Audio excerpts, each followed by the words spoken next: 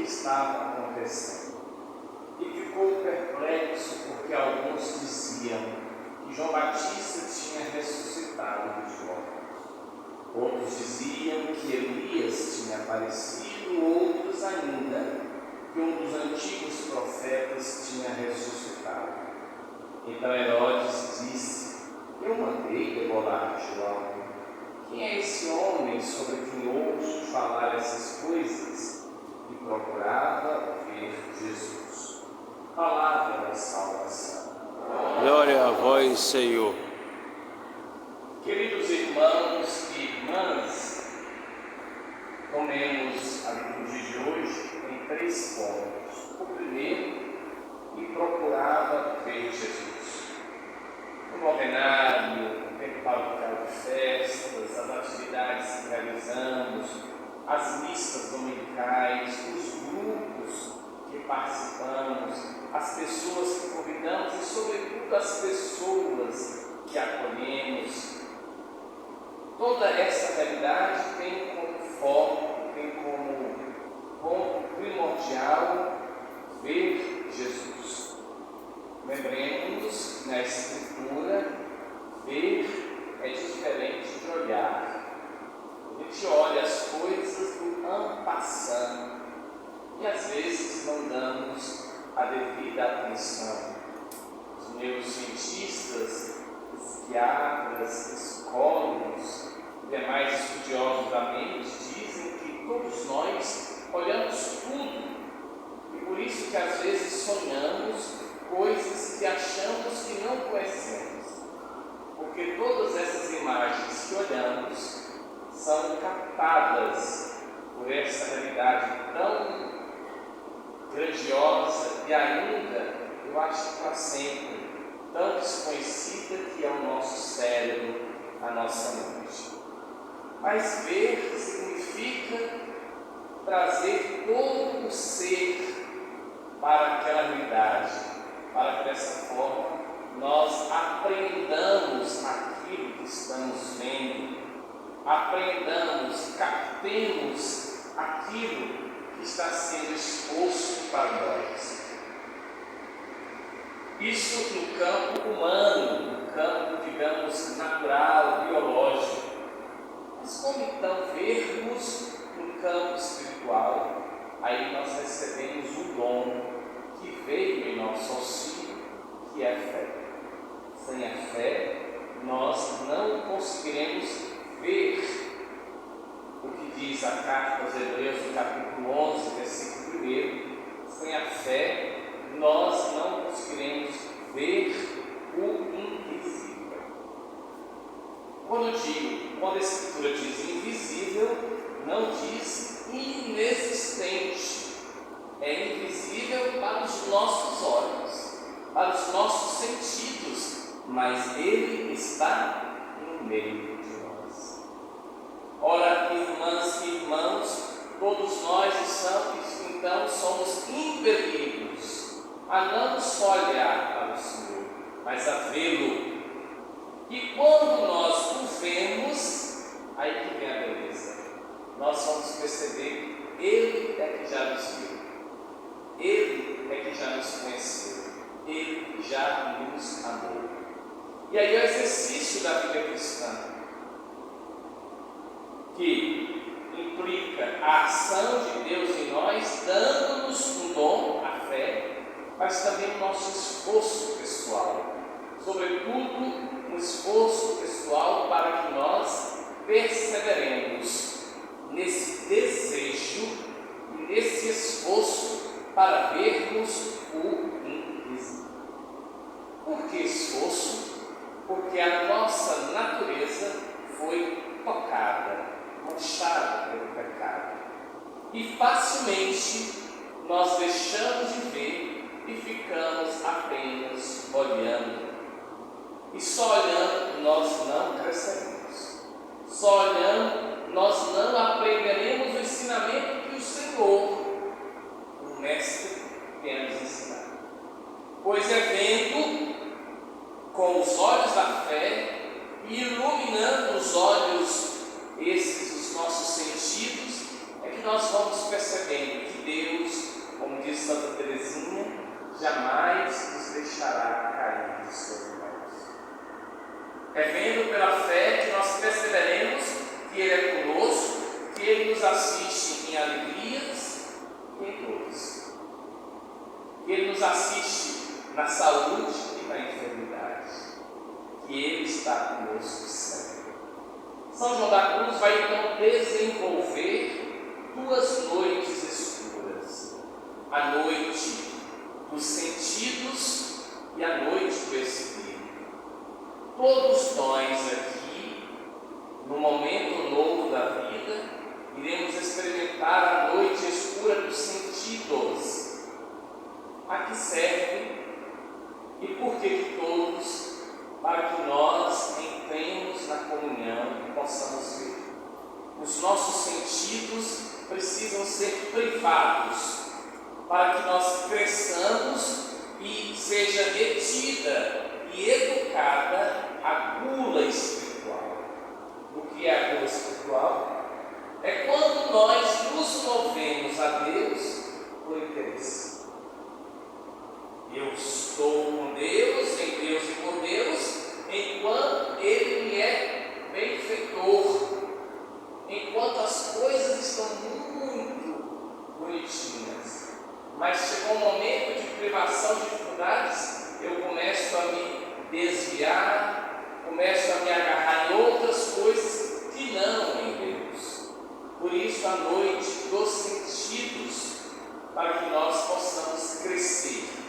E como diz São Paulo, como adultos na fé, nós possamos absorver alimentos sólidos e não ficarmos como as crianças apenas deglutindo alimentos líquidos e fáceis.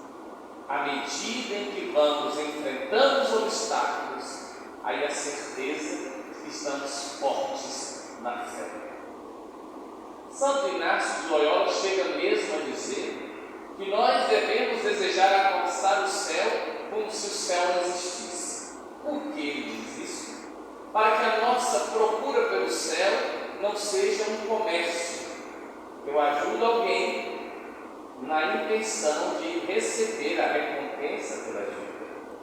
Tirou um copo com água, mas Deus você está vendo, né? Então quero ele a recompensa.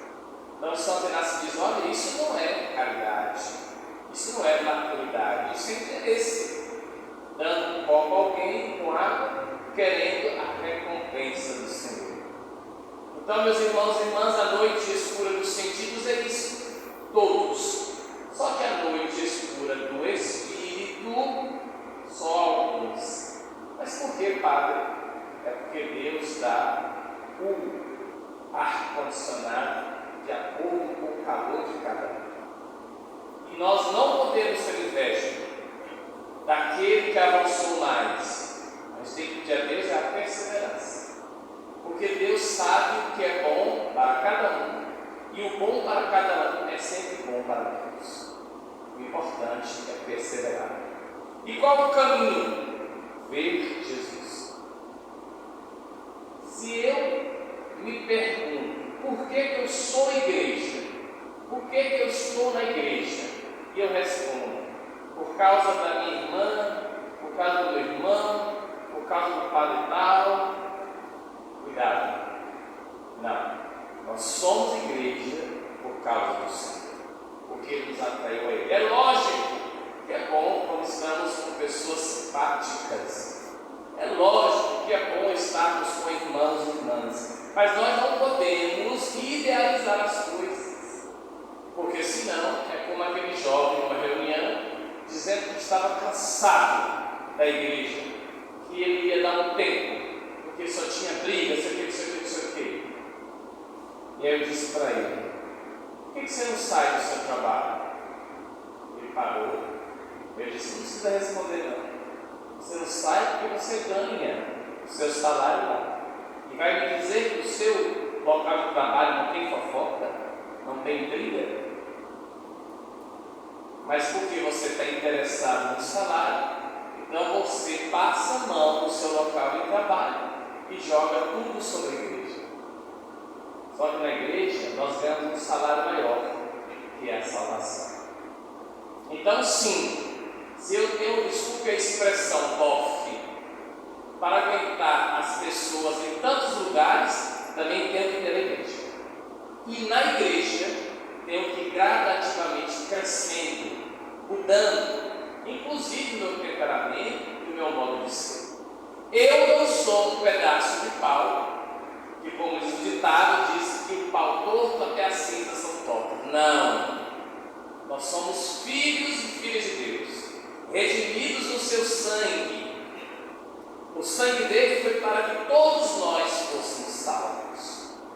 E aí entra o segundo ponto, que é justamente o profeta Ageu, ou Ragel, ou Hagai, em hebraico, que vai falar, ele é um dos 12 profetas menores. O profeta Ageu vai dizer: olha que interessante, vocês têm casas bonitas e a casa de Deus está em ruínas. Vocês não têm vergonha disso, não?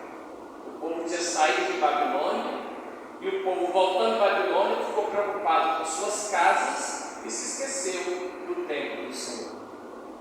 E Ageu, desculpa a expressão, sentou com Deus. Ah, é assim, né? Pois está errado. Nós precisamos nos preocupar com a casa do Senhor. Só que a casa do Senhor aqui não é só o templo, não. Também o templo. Estava entrando aqui, vi as televisões, estava vendo uma foto esses dias da nossa igreja, a surpresa, meu Deus, como nós vamos melhorando, as pessoas se sentem em casa, se sentem bem, mas também se sentem acolhidas. É o grande esforço que eu trago para que nós, no dia que eu vou embora, né, para Paris ou para o Brasil, então, que a comunidade fique sempre sendo uma comunidade acolhedora. Então, nós precisamos fazer isso. Precisamos, de fato, cuidar da casa, mas a grande casa na qual o Senhor deseja nos encontrar é o coração. É aqui. Caímos, levantemos. Erramos, procuremos acertar.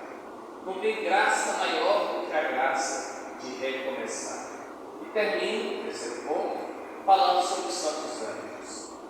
Eu aprendi com o padre Rivaldo: aonde quer que eu for, onde quer que eu vá, onde quer que eu esteja, peça que o anjo vá à frente. Supliquemos para que os anjos de Deus se movem. É a palavra do Senhor. É Ele que vai nos dar anjos que vão calcar nossos pés, que vão nos proteger. Mas nós precisamos estar atentos ao que o anjo nos orienta. Às vezes o anjo está dizendo: não é por aí você e vai. Oh, como é que você me avisou? Aí o anjo pega uma pedra e joga na cara dele: eu não avisei você. E às vezes tem anjo que quer pedir demissão com cabeça tão dura. Então nós precisamos desenvolver. E aquela oração, quero terminar com ela, tão pueril, tão infantil, a oração do Santo Anjo, traz consigo uma potência teológica e uma aptez sem igual. Por isso, eu os convido a rezar. Santo Anjo do Senhor, meu zeloso guardador, se a ti me confiou a piedade divina, sempre me rege, me guarde, me governe, me ilumine. Amém. E agora, eu tenho